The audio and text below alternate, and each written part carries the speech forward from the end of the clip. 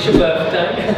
Welcome to Structured Balance with Tats, the gangster. Her name is Tats, not just because she has tattoos or because she used to be work in restaurants and she liked Tatsuya. Her name is actually Tats, okay?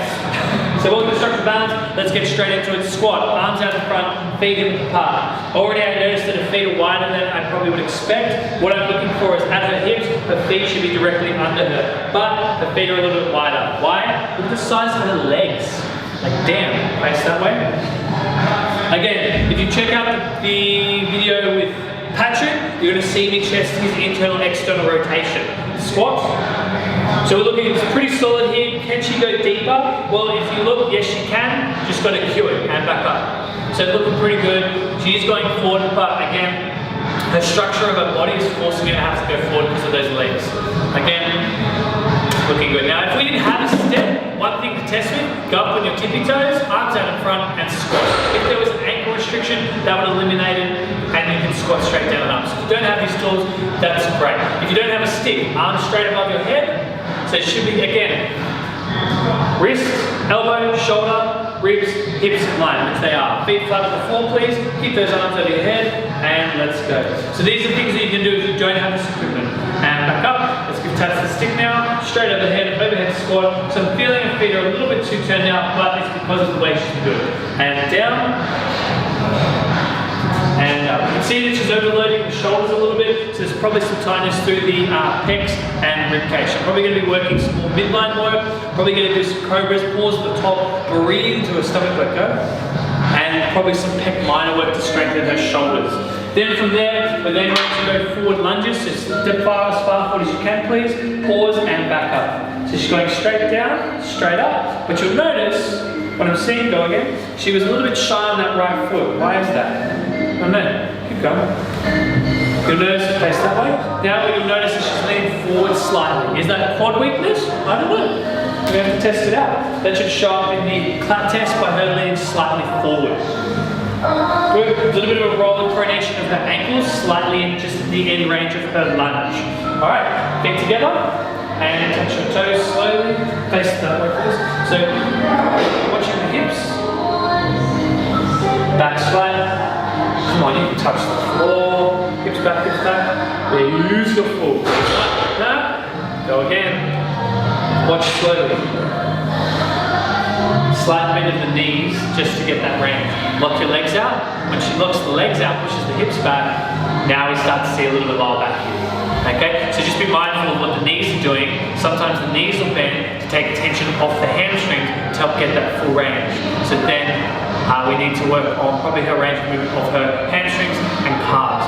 So something that you can do is if I literally elevate her toes, I get foot on top, square the hips, push the hips back, and I literally am getting my forehead to touch the toe. If I can't touch it, I'm breathing in, exhale, inhale. Now inhale, exhale, touch. Then from there, I'm going to get her elbow to touch. So she's really rotating, getting that stretch to the calf and the hamstring. So that will be something good to hit her left and right side. Alright, Tats feet together, facing away. Again, now for the back bend. So hands on hips and back bend as far as you can. Nice proud chest, booyah. And then go head back for me, go all the way through. And you'll notice there's no more range there. So keeping the ribs in tight, keeping that safe, but there's still a bit of limitation here. We actually wanted to go back a little bit further, which just needs a bit of guidance. So what I would be doing is get her lying on her stomach and I'd be helping her to get the shoulders back to really get her to letting her know it's there and then really lifting up. If she's using her neck, I get her to relax the head in line with the ground. Relax, really roll the shoulders forward, and then all the way back. So a few lying Cobras, just to get a little more full range of her extension. Alright, and facing the camera, feet together, hands out in front, lift your right leg, hold, bend the knee, and back up. So we saw a bit of wobble in the leg there. Go again, hold, hop forward. Pretty solid. Out of the leg. And hop forward. Look pretty solid. So when you see someone who's quite solid, ready? Yep. Alright guys, welcome to Structured Balance. Mind it should only take 5 minutes. The purpose of this video is for whatever's going on here to vent it out and let you know. So 3 things you need to understand. 1, this video has no So how do you assess without equipment? That's what we're going to do with Al today. 2, should Al shave his beard off? No, because it's his beard, that's what he wants. So deal with it. But if someone has facial hair and it's in the way, what are you going to do about it? Braid it. Fuck, that's a great idea. For females, if you notice there's something like a really good long hair and you've got to like, maybe ask them to get a hairband, do it up. The person that's filming just kind of done this. So understand, have fun with the structural balance assessment. Can you please go feet hip apart, arms out, and squat? Thank you. If you're a robot, no one's going to want to build rapport with you. You want to build rapport. Make someone laugh, have some fun. If you want to be the creepy guy and like, please, squat. Like, find out like what do you connect with? Like, spend 5 minutes talking to the person. Like, hi, nice to meet you. My name's Karl. Here to take you on the structural balance assessment. Do you have any questions? Fantastic. We're just going to take you through it. We're going to go through squat, a lunge. We're going to squat. We're going to look at hip hinge and back bending ability. That's going to give us some information on how you deadlift, how you back bend, how you finish your movement. And then we look at back test just to kind of confirm that if there is a tightness, is it actually a weakness as well? And from that information that we gathered today, it will give us an idea of which to personalize the plan for you. At the end of this consult, structural balance consult, we're going to sit down, we'll go through a few passages with our recommendations. How does that sound? Fantastic. Great. Al, you are movies before we start. I know you're using to see this with me. Great. Have you seen Superman? Good. Great. See Batman? Good. Great. Well, think about it as this way. This is the structural balance assessment that's going to prove to us 10 out of 10, so you can just like Superman and Batman. But obviously, in my opinion, Batman's better, but that's up to you. Okay? Okay, a little bit of laughter. He's probably upset. Really, Batman's better, but you know, we can argue about this later. Okay, listen up. Yes. Alright, so feet apart, arms out in front, and let's squat. Beautiful. Face that way, literally nail it straight away. So, how many cases are you going to get that are going to be able to do this? Well, probably not many, but if they do, arms out in front, up with the toes, and straight down. And up. Good. Arms up overhead. So before he even does it, heels are on the floor. Notice he's probably got a little bit of relax. Yeah. So he has a bit of kyphosis already. He's looking to hold himself on the camera, and he actually does have a bit of a natural kyphosis. So I'm thinking tightness through the lat, tightness in the pecs. Oh yeah. In his pecs, right in there. Just get your fingers amongst it. Oh, it's good. But how can I check when I look at his back? I can literally see his scap. I can literally grab it. So the pec line attaches to the shoulder, pulls forward, it's going to pop that shoulder out. So you can already see, just posturally, there's some restriction through here, and probably tightness through that. That's going to take some time to work on, but in this program, there's always going to be a pec flywheel going forward. So facing forward, arms up overhead, straight up to the top, literally checking this line. See how his shoulder, his elbow, his wrist, they're not in line. So again, confirming the tightness in his lats, even if you're looking at his posture. Feet hip apart and squat as deep as you can. Looks beautiful. Again, rib cage is flowing out, so he needs to pull it tight until he's out. And now we're seeing abdominal strength and lat tightness, pec tightness. And stand up. So we're thinking, what exercise is going to work on the back? Boom, feet in front. I can get into a front squat, probably getting into do pauses at halfway, and at the bottom to challenge or the squat again. Alright, feet together. And lunge as far forward as you can for me, please. Beautiful, and up. Notice there's a slight forward lean there. Go. Yep. Let's see if it's achieving that up, keep your torso as full as you can. Okay, see if it's extended from the ribcage. There you go. That little pinching action, those thoracolumbar pinch, that can be a little bit of discomfort later on.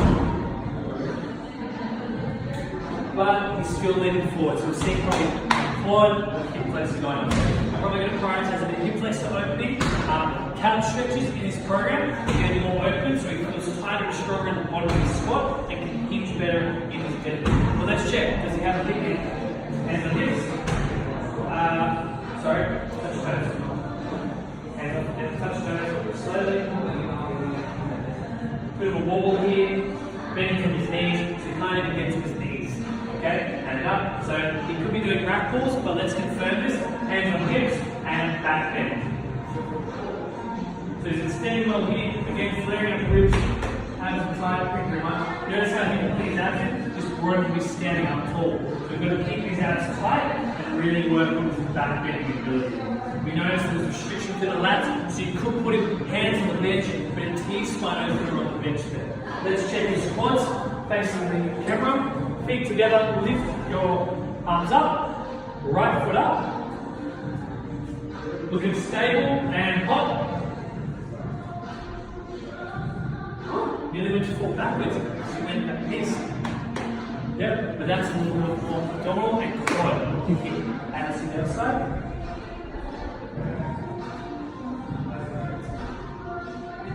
Good, bit of a lateral shift. So the thing is, why did I get him to hop instead of bend? Look, he did really well with all the other movements. His squat was good, lunge was good. So I went straight in, plus he's a big strong guy. So actually straight into that hop, and we got a bit of movements from there. So we've got a little adductor work, so we're going to lateral lunges. That was a little bit of a level inside, stabilizing.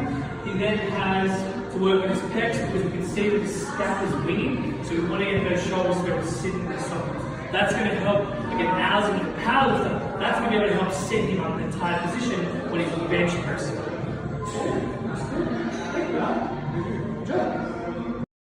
Alright, guys, we're going to structure balance. We're here with Sara. Yeah. So we're going to get started, feet width apart, arms out in front. We're going to get the squat on, and let's go. So let's look at this squat. Pretty nice. Pretty nice.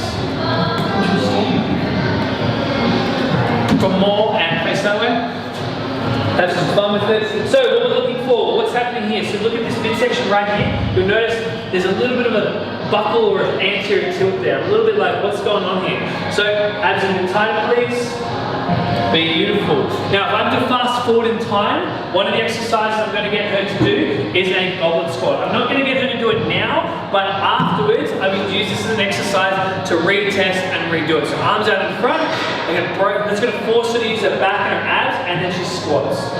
Now that movement isn't happening. Okay, good. So what I would do is I would get her to do 20 reps of Kettlebell Squats, and then I would go, right, do the bodyweight squat again. See, has that helped to confirm if it's a core strength issue, okay?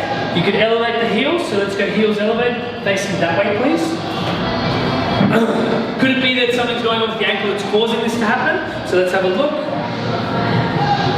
Yep, it's actually just happened straight away, so it's not an ankle, it's more so she's not able to keep this trunk nice and tight, and she's not hinging from the hip, she's rather lifting the pelvis up. So standing up, standing there. So knowing what that is, I'm actually going to go straight into that. So I'm going to face forward, and I just want to see her hinge from her hips. So hinge, push the hips back, and touch the toes.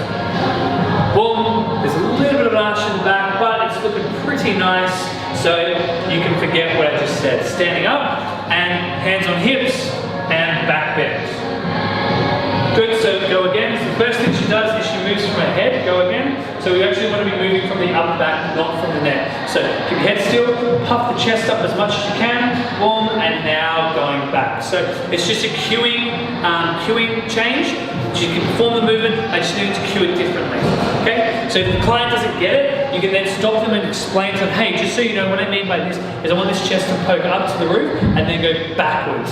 Oh, okay, that makes total sense. Because maybe, for example, they just think up, where you're thinking chest lifts up. So just a simple cue changement can change that quickly. And we saw that quickly with just not lifting your head so much. So sometimes if it doesn't quite look right, but you can't quite pick it, maybe go for a cue, help them out, and then go from there. Great. Grab a stick, hands over your head, overhead squats, press it straight up, hips in line, feet hip apart, and squats.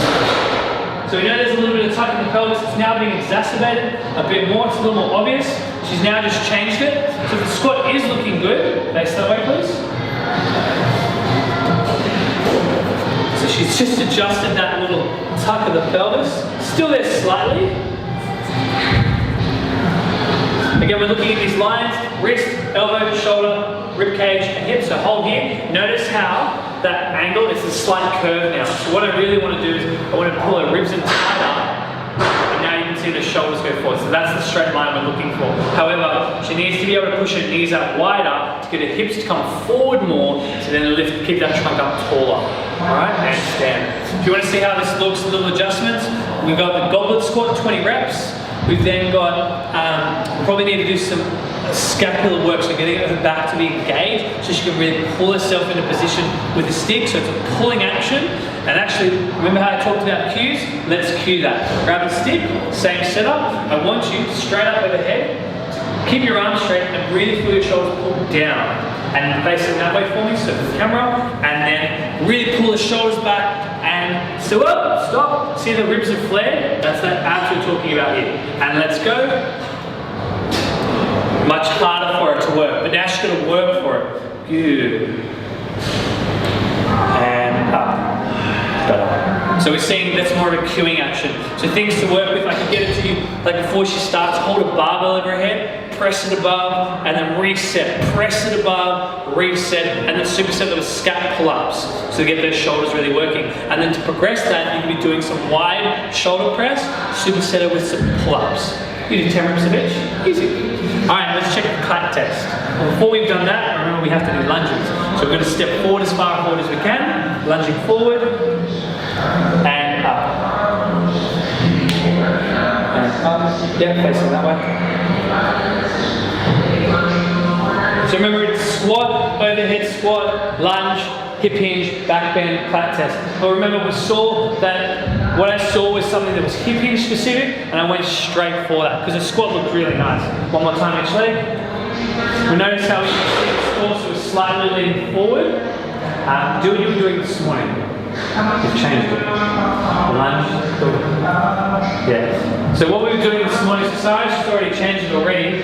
What's happening is when she lunges, go again, other side, she steps, stops, then goes down. The lunge should be a smooth, fluid movement. Straight down and up. Okay? So when they're doing this, so maybe it's ankle, we've already assessed it, it's not ankle. It could be an ankle weakness, but she already has the range. So to test that, balance up with your tippy toes for me, please. Hold that. See the ankles are moving. Now, remove the right foot. And nice, change sides. So we're just seeing, can she stabilize herself on one foot? She can. She's got the stability, she's got the strength, got the range, so it's not what I thought it was.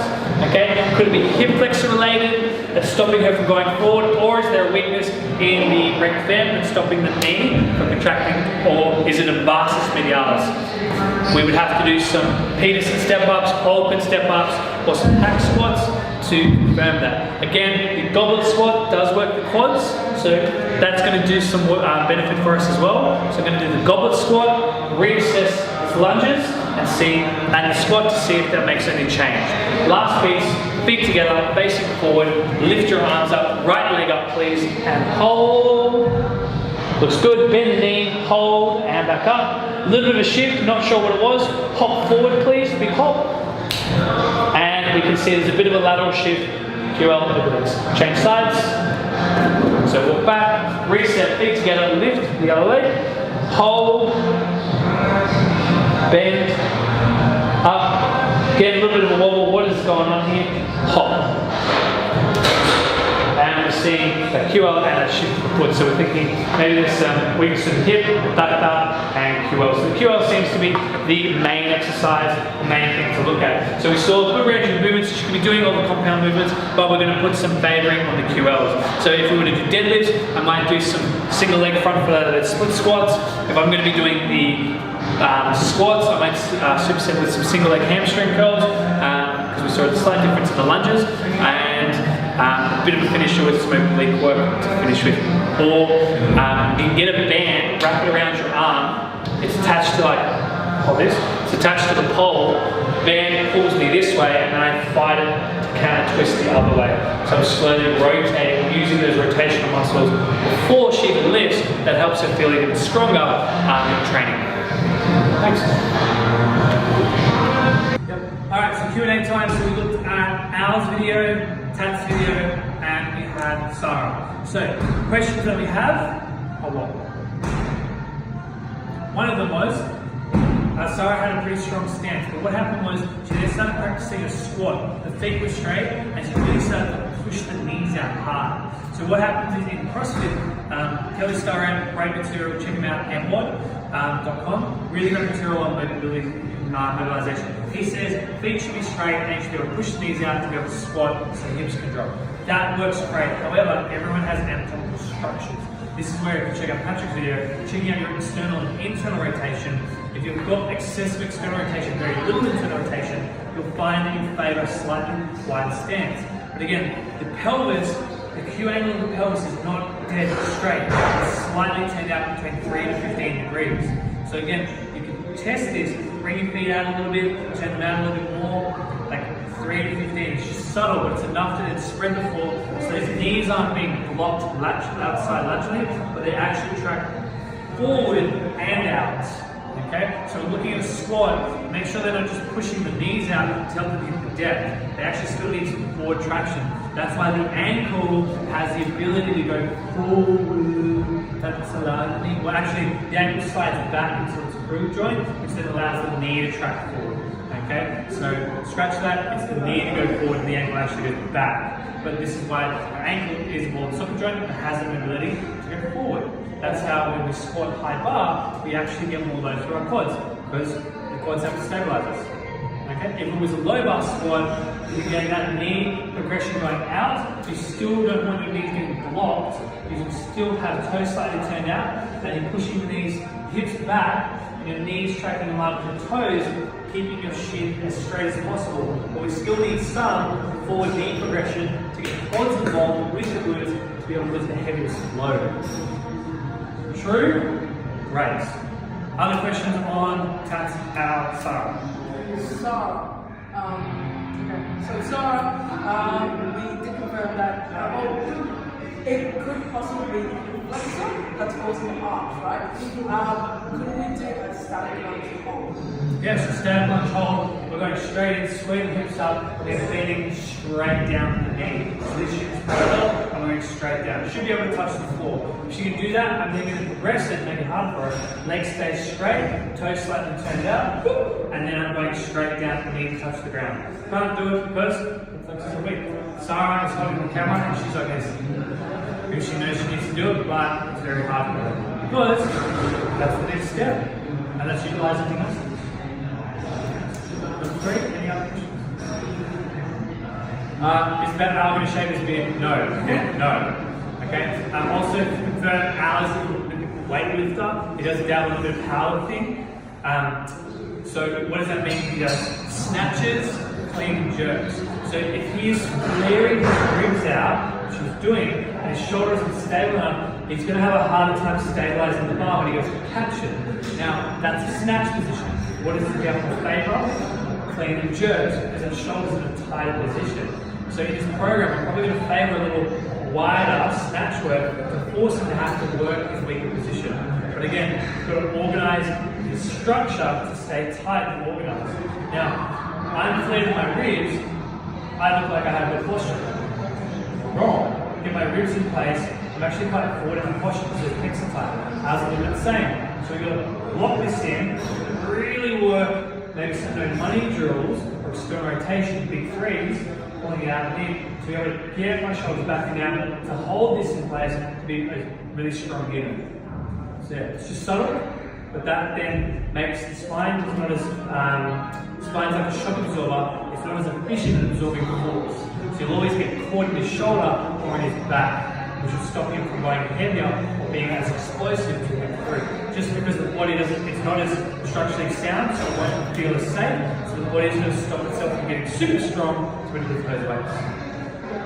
But he's German, so he'll probably push through it anyway. Russian! Holy shit, even worse. He's part German, he's a rock star. Yeah, he probably knows where we all live and just doesn't tell us. Awesome. Here my name is Patrick. The other one was Patrick was asking about forearm pain. So we talked about pull-ups in his previous program. He's like, I get pain when I'm doing hangs.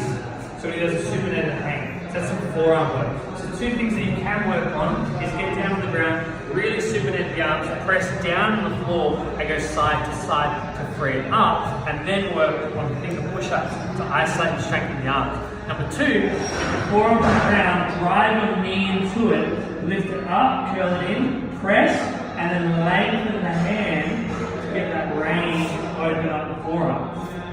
all three, ask Tats to do it, and she'll get a crowbar and she'll sort you out. Yeah, or a good ART therapist like myself or someone else can tension it and then work with that range to restore the movement. What can tend to happen is that can pull all the way through the elbow, you get quite uncomfortable. What can tend to happen a lot is if you are going to poke and prod on the elbow joint here and out here, think of it as a C and U, so slight variation. You can literally get your thumb in there and press down and you'll feel trigger points all through your forearm, so you can manually release it. So press down, move the hand through. But then what's happening is, by me doing this, I'm now engaging this and making this one overactive. So now I get tight here and I press this one gets off. It's kind of just back and forth. So you can work on that. Or another thing, so you get 2 out of 4 bonus. Is if Tats stands here, she holds this pole for me. If this is the corner of a wall, I can actually press my forearm into the wall and then work my movement of my forearm and press it in and against. Use my hand to back up and press. Whoop, hand on top, push it and hold, and then working that range of that forearm. So again, a wall isn't going to budge like this stick, but you get right in the corner, press and hold, and then work that range. I go through my end range, I alleviate, push up, bring the wrist in, press down, and I move through it again. Alleviate, press down, start, end range. And that's how you can work it yourself. Or even a barbell, press down and roll through the barbell on that forearm. I've got a client today, actually. He's got a shoulder impingement, and he also gets elbow pain when he presses after he has gloves. Now, looking at the fact that he's got impingement, I actually got him to do I got his hands go out and I actually tested on his internal rotation and his external rotation. One thing I noticed was doing it, and turn it. You'll notice that Al, instead of turning from the elbow, he actually starts turning in from the shoulder a lot. So what this means is that he has very limited internal rotation segments today. So what I actually implemented for today was these warm-up drills to really help him out. So the first one was a knee and neck stretch to really open up that shoulder capsule so the impingement didn't cause him as much pain. Number 2 was Number 2 was actually wall angles, so we can further stabilize the shoulder back by activating those retractors and also straps. And number 3, we did an eccentric cable neutral grip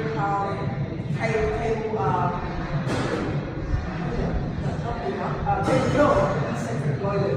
So as a fighter, really get those extensors and brachialis, so firing and supporting that elbow joint. And when we retested the bench up before, we were good to go. So it might not always be a good thing to release, because especially when the client's about to bench heavy, because if they release the muscle and also they're going past the usual range of motion with such a heavy weight, it's not actually the most ideal thing. So if it weighs, you can actually help that joint by activating other muscles or the dual muscles that are not firing to support it instead. The thing that really asks or exacerbates further is, why is the muscle tight? What does it stabilize and what does it affect? Don't just go straight into it. One thing you said is Al's internal rotation is limited from his shoulder. So it's turning, and then instead of, he actually starts compensating and starts turning the elbow instead. Well, it's part of the arm, so the whole arm's moving from the shoulder. So I can't really confirm that. The thing is, if I'm going to confirm it, you actually want to look at the wrist itself. Where's that rotation occurring? So if you're testing from the elbow, you actually bend the elbow. Can they get the palm flat? And then supinate completely. So if you look at this supination, well, if they're like this, can't even get their palms flat, they're going to have a problem with supination. That can be stemming from the lat or the forearm, which you've covered, or pronation is still quite limited. So the difference between Al, he's flat, and I am supinated. So I would have restriction there. Now, to test the shoulder, bend the elbow literally 90 degrees, and you're literally going to hold the elbow and then turn it in. The shoulder stays in its position the whole time. That's good internal rotation. Right? Then external rotation is actually blocked. It should be able to get to 110 degrees. Can't do it. So, especially for someone who does weightlifting, That's why, this is the reason why he probably flares his ribs, because he doesn't have that external rotation. That's probably why he's able to shoulder. So the single arm PNF stretch attachment is going to be great for helping that as well. But just to quickly hone in on that, your elbows in, twist, like hand to head side. This straight arm turned in 45 degrees is more an indicator for shoulder impingement. You put it in a compromised position, you apply pressure. Does that hurt? Good. The pressure is literally 2 fingers, like it's a light press. I'm not, does it hurt? No need to force it. It's just subtle. That literally shoulder impingement, it's straight away.